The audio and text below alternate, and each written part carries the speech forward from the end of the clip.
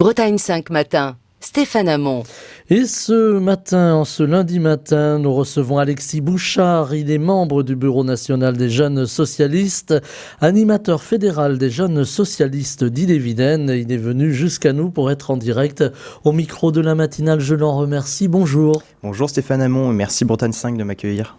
Alors on vous accueille parce que il s'est tenu, ça ne nous aura pas échappé aux uns aux autres, ainsi qu'à nos auditrices, à nos auditeurs, que s'est tenu à Marseille le 80e congrès du Parti socialiste, un congrès auquel vous avez participé et qui n'était pas comme les autres, on peut le dire comme ça. Effectivement, après c'est l'habitude de tous les congrès du Parti socialiste, mais enfin les journalistes s'attendaient à ce que l'on mette le dernier clou sur le cercueil du Point et de la Rose. Ça n'a pas été le cas, ils ont été déçus une fois de plus, et on s'en excuse sur le ton de la blague. Enfin voilà, c'était un congrès qui s'annonçait très compliqué, hein.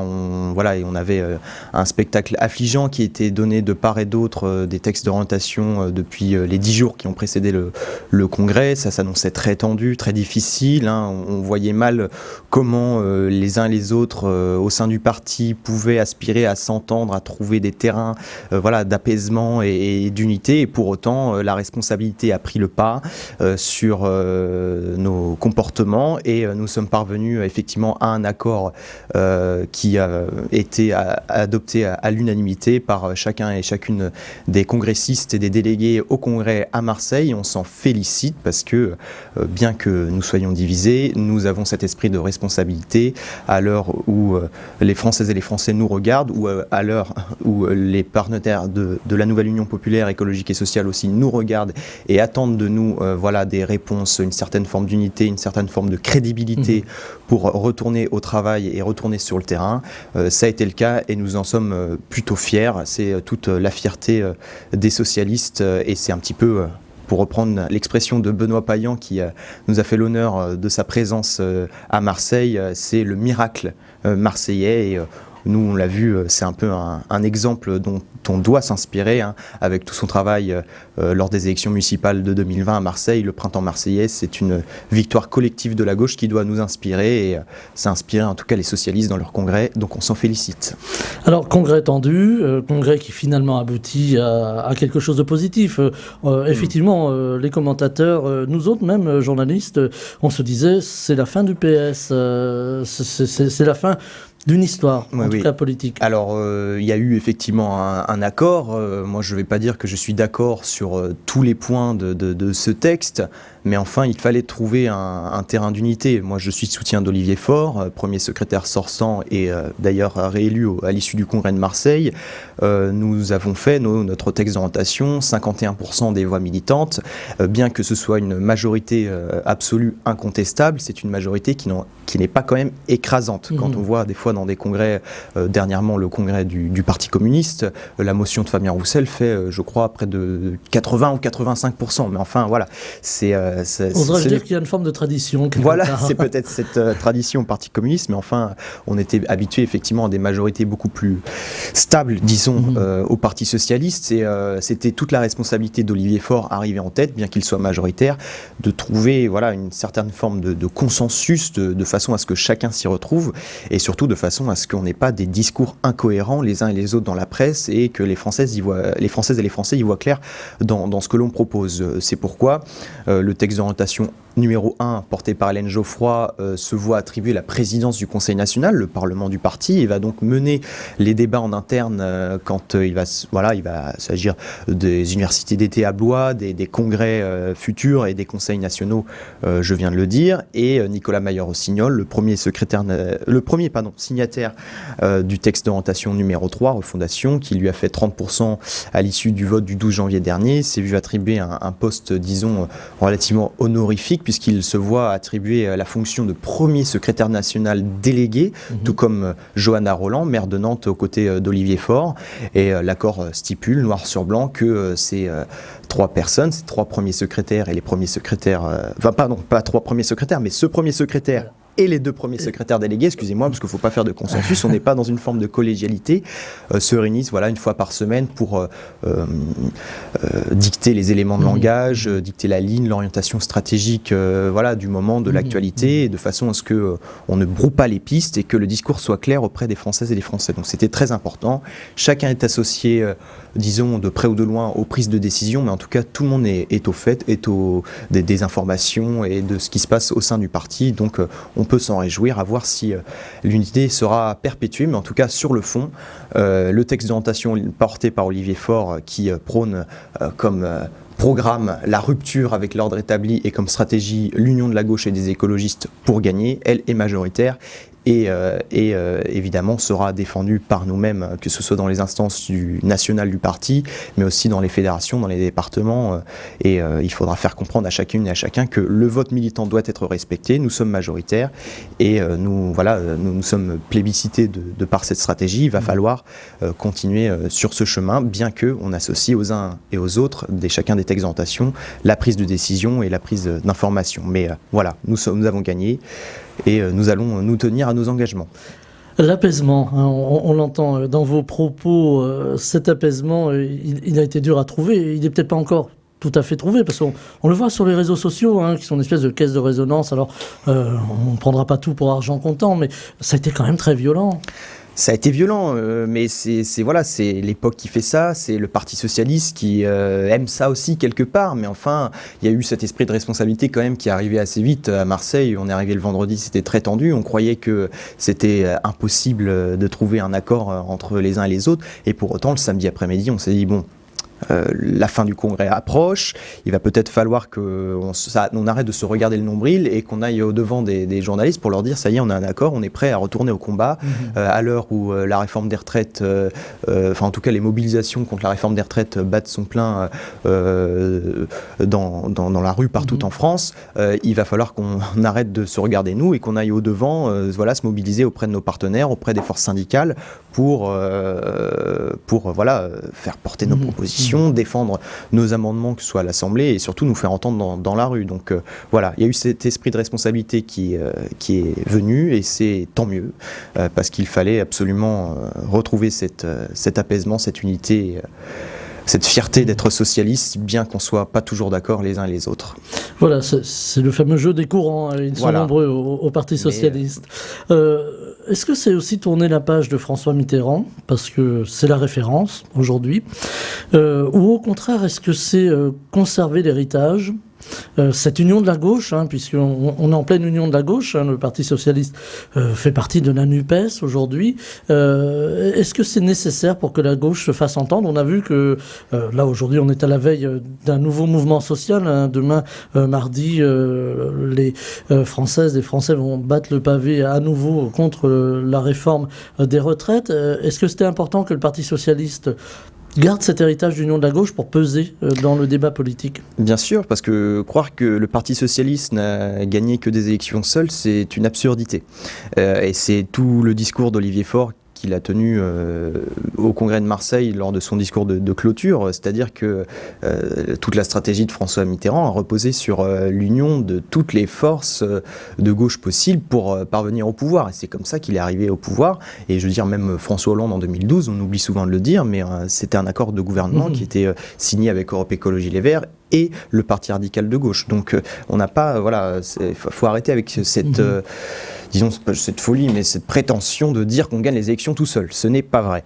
Et donc, c'est bon, à défaut que, François Mitterrand, il est dans le cœur de beaucoup de socialistes, mais ça appartient au passé. Mais pour autant, sa stratégie et son héritage sont tout de même palpables encore en 2023 au sein de notre organisation politique.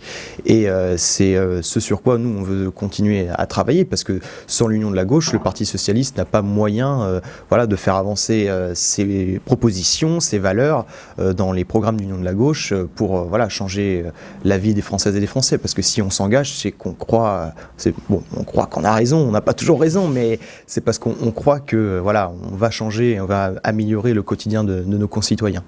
Alors le quotidien des concitoyens aujourd'hui, c'est quoi? C'est l'inflation. C'est depuis le 1er février l'augmentation du prix de l'électricité, par exemple. C'est des difficultés économiques aussi. Et c'est ce contexte social, ce refus de cette réforme des retraites qui ne passe pas. L'augmentation de l'âge de la retraite, du départ à la retraite à 64 ans ne passe pas. Je le disais il y a quelques secondes. Demain, nouveau rassemblement dans les rues partout en France. Rassemblement important le 19 janvier, le 31 janvier. Est-ce que la gauche a un rôle, alors quand je dis la gauche, là je sors un petit peu du cadre du Parti Socialiste, peut peser plus sur les décisions futures, peut-être de retrait de la loi?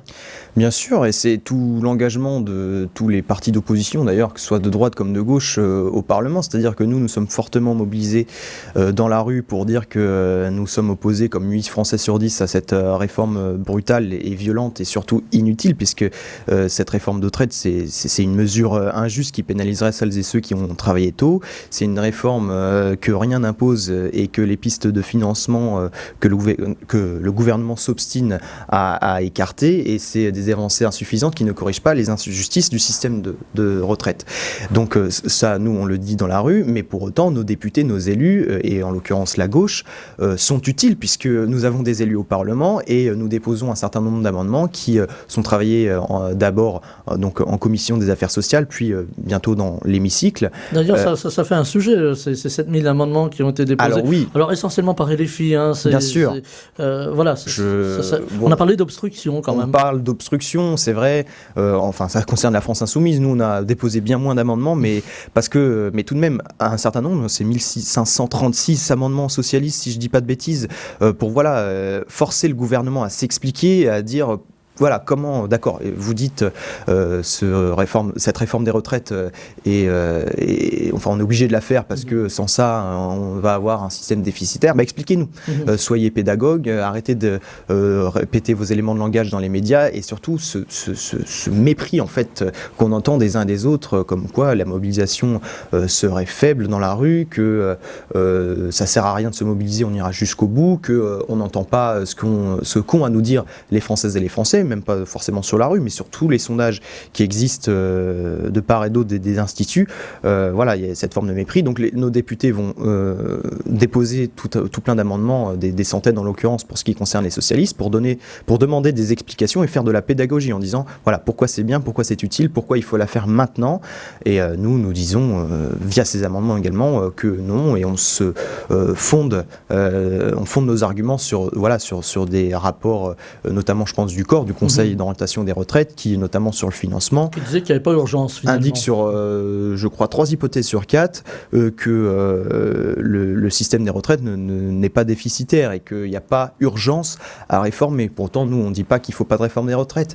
Mais enfin, c'est pour ça qu'on propose donc des amendements. C'est pour améliorer et rendre cette réforme des retraites plus juste, plus digne pour les travailleuses et les travailleurs. Et on propose tout plein on a des propositions, que ce soit au Parti Socialiste ou les Jeunes Socialistes. Alors on n'est pas toujours d'accord, mais nous, on prône notamment la retraite à 60 ans depuis peu. C'est encore l'héritage de Mitterrand qui revient.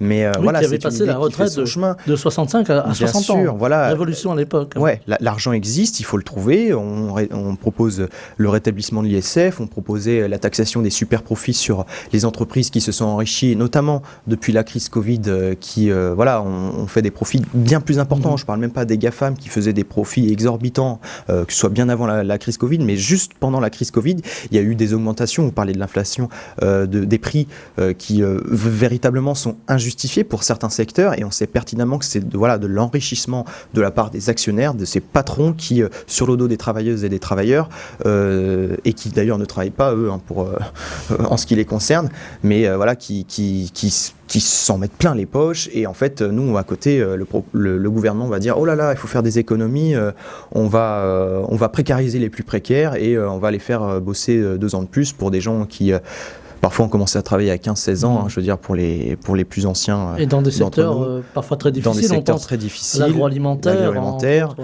Moi, j'y travaille l'été pour subvenir à mes besoins. Je croise des collègues qui s'approchent dangereusement de la soixantaine et donc de la retraite. Ils sont esquintés, ils n'ont plus de genoux, ils n'ont plus de dos, ils n'ont plus d'épaules. Ils continuent d'avoir des ports de charges lourdes, ils travaillent de nuit.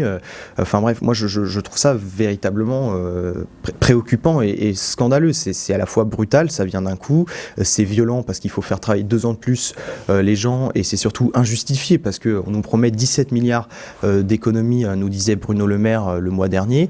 Les 17 milliards, on les trouve sur les super profits, je veux dire, il n'y a pas urgence à réformer et s'il fallait réformer les retraites, il faut proposer une alternative beaucoup mieux, disons, en termes de... Voilà, on peut aspirer à avoir des jours heureux, à penser que ce soit pas forcément politiquement, mais même philosophiquement, le train de vie, d'avoir une vie meilleure, de moins travailler, et c'est tout l'enjeu des députés socialistes qui feront leur travail à l'Assemblée nationale. Il y a d'ailleurs ce sondage qui est sorti la semaine dernière, ou la semaine d'avant d'ailleurs, autour d'une question simple aux Français. Est-ce que vous êtes pour partir à 64 ans, ou pour partir plus tôt à l'âge... même avant l'âge de la retraite, pour pouvoir vivre pour vous, pour pouvoir profiter de la vie. Et surtout, est-ce que vous êtes en droit de vous dire, bien moi je pars plus tôt, mais je serai moins payé.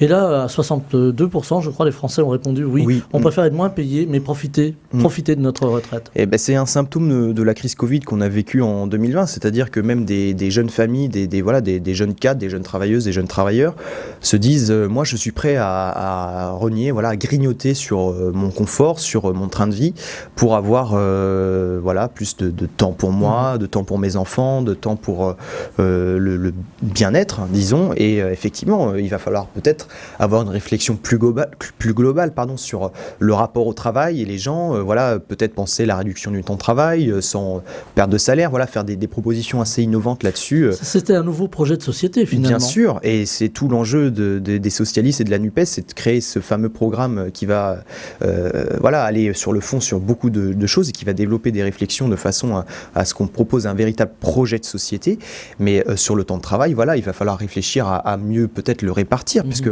on sait que la croissance démographique est forte, qu'il va falloir partager le travail pour éviter que les gens se retrouvent au chômage, pour reparler encore de la retraite, mais allonger l'âge légal de départ à la retraite à 64 ans pour notamment des travailleuses et des travailleurs qui sont dans des métiers pénibles, c'est pour beaucoup les mettre au chômage à 55, 57, 58 ans.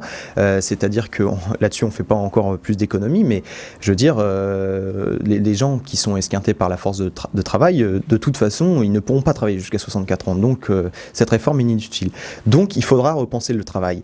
Et il faudra effectivement penser à penser ce fameux projet de société de façon à peut-être ce qu'on travaille moins, qu'on ait un confort de vie plus acceptable, plus digne, de façon à mieux vivre, parce que c'est un slogan d'ailleurs des jeunes socialistes, nous on veut vivre mieux et c'est ce qu'on propose. Donc on va travailler en ce sens. Les jeunes socialistes et puis plus largement les jeunes, on les a entendus sur l'antenne de Bretagne 5, la jeune génération, lors du précédent mouvement, des précédentes manifestations le 31 janvier, ils sont descendus dans la rue. Un peu plus nombreux, ils étaient là le 19 janvier, mais là on les a beaucoup vus, les jeunes, qu'on disait pas forcément préoccupés par les questions de retraite et autres. Eh bien, il n'en est rien, ils sont là parfois à côté de leurs grands-parents. C'est assez touchant de voir les différentes générations.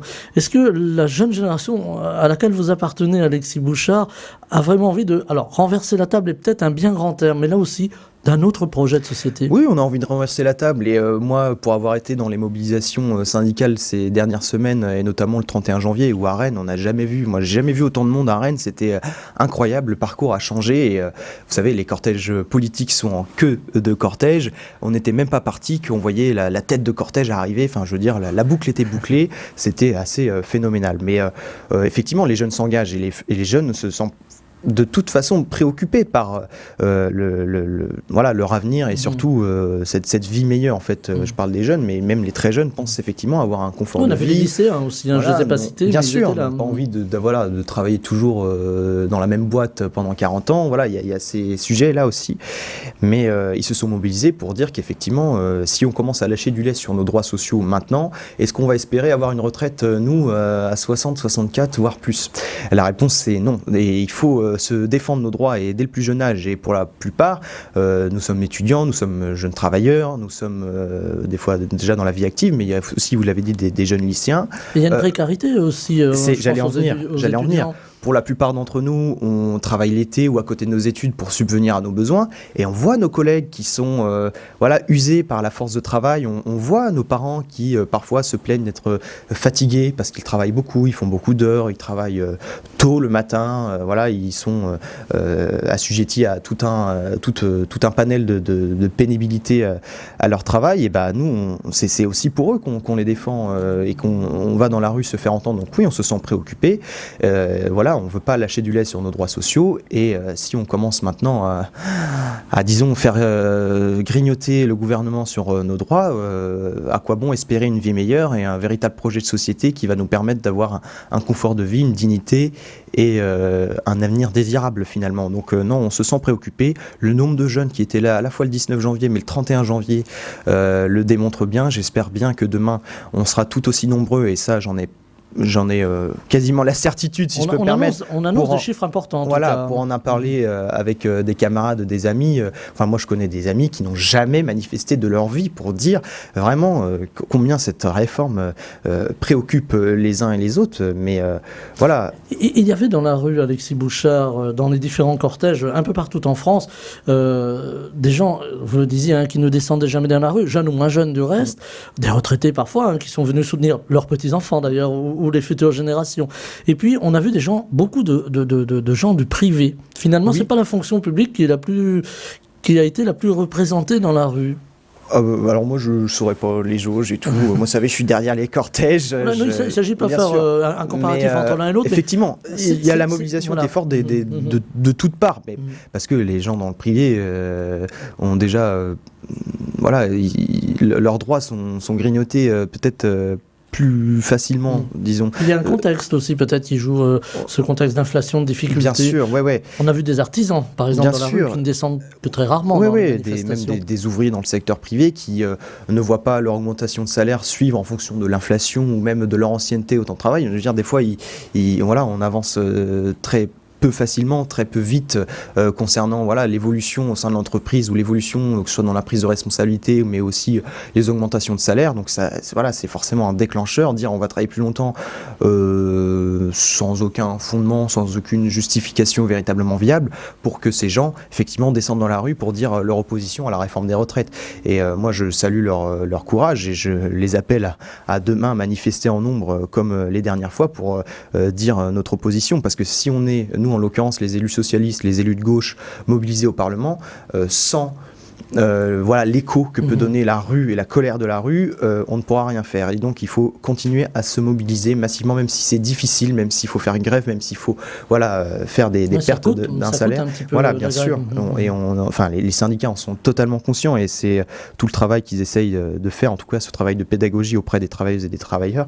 Mais il y a aussi cette mobilisation du 11 février qui arrive, qui est un samedi, qui va permettre voilà aux uns et aux autres qui n'ont pas encore pu dire leur opposition à la réforme des retraites de venir cette fois-ci, voilà, de façon à ce qu'il y ait encore plus de monde. Et là, on espère que le gouvernement va enfin nous entendre et ça va être tout l'enjeu de cette mobilisation du 11 février. Donc, soyons mobilisés le 7 demain et le 11 février. Le message est passé. Alexis Bouchard, est-ce qu'on peut imaginer demain alors, on va prendre un peu d'avance sur le calendrier, sur la saison, mais d'un printemps, permettez-moi le terme, un printemps socialiste ou un printemps de la gauche plus largement? Oui, bah moi, c'est marrant que vous dites ça parce que le courant auquel j'appartiens au sein des jeunes socialistes, c'est le courant du printemps socialiste. Voilà, c'était pas téléphoné comme on dit. Tout à l'heure, je parlais du congrès de Marseille, le printemps marseillais, la stratégie gagnante de Benoît Payan aussi, c'est en fait dans la symbolique, ça veut tout dire, c'est-à-dire que on a vécu voilà des jours un petit peu sombres, des jours un peu pluvieux. Nous, a vécu une élection présidentielle qui était très difficile. On a su quand même se relever avec cet accord électoral qui est la nouvelle Union populaire écologique et sociale qu'il faudra faire perpétuer, parce qu'aux yeux des Françaises et des Français et des électeurs de gauche en l'occurrence, nous avons suscité une certaine forme d'espoir dans leurs yeux. Donc il va falloir perpétuer ce rassemblement, perpétuer ce travail de fond pour véritablement faire ce projet de société dont on parlait,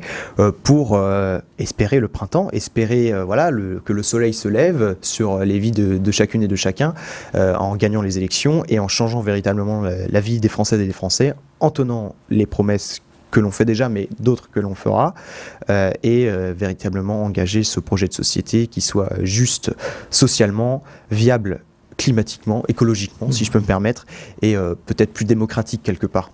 On parlait tout à l'heure de la boucle lors de la manifestation du 31 janvier. Est-ce que là, une boucle est en train de se boucler? Est-ce que on change en quelque sorte de paradigme en ce qui concerne les forces de gauche? Est-ce que la gauche, finalement, qui a été très chahutée, reprend sa place naturelle? Disons en tout cas qu'elle prend ses responsabilités. Et oui, la boucle est bouclée dans le sens où chacun, que ce soit n'importe lesquels des partis, ça peut être la France Insoumise, bien qu'ils aient fait 22% à la dernière présidentielle, on peut dire on a fait tant, mais on a fait tant de voix, mais pour autant on n'a pas gagné. Donc on peut être les meilleurs perdants, mais pour autant on n'a pas gagné. Donc chacun est bien conscient que la gauche seule ne gagne pas.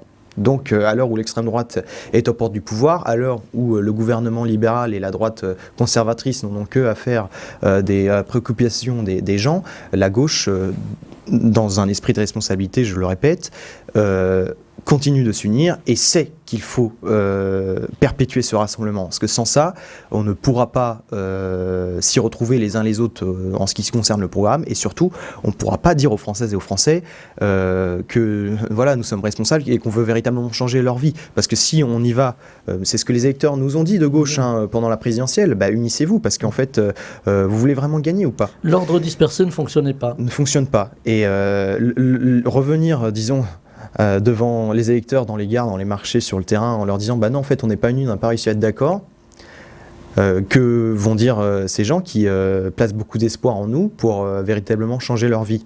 On sera perçus comme des traîtres, et ces gens-là auront tout à fait raison.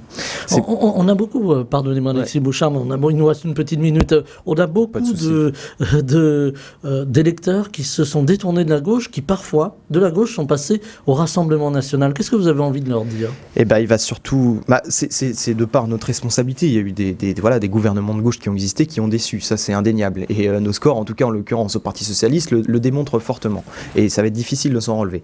Pour autant, ce que nous disons, c'est que l'extrême droite, il va falloir détricoter leur discours, parce qu'ils ont des discours sociaux qui peuvent susciter l'intérêt, mais pour autant, à l'Assemblée, dans les faits, ils votent contre la retraite à 60 ans, ils ne se mobilisent pas véritablement fortement, en tout cas contre la réforme des retraites, ils sont absents en commission des affaires sociales pour défendre l'Europe, pour ne pas défendre justement la retraite à 64 ans, et ils ont aussi daigné ne pas voter l'augmentation des salaires quand on l'a proposé. C'est une opposition en carton qu'il faut détricoter. Il faut faire un travail pédagogique pour dire aux électeurs et aux électrices, ces gens-là ne vous défendent pas. Et nous avons plein de propositions. Regardez, lisez notre programme, on travaille encore dessus pour changer votre vie et améliorer votre quotidien. Mais il faut faire ce véritable travail de pédagogie. L'extrême droite est une opposition en carton. Et c'est là-dessus que l'on va se quitter. Alexis Bouchard, membre du Bureau national des jeunes socialistes, animateur fédéral des jeunes socialistes d'Ille-et-Vilaine, qui était en direct avec nous ce matin au micro de la matinale. Je vous remercie. Je vous souhaite une très belle journée. Merci à vous. Bonne journée. Bretagne 5 matin. Stéphane Hamon.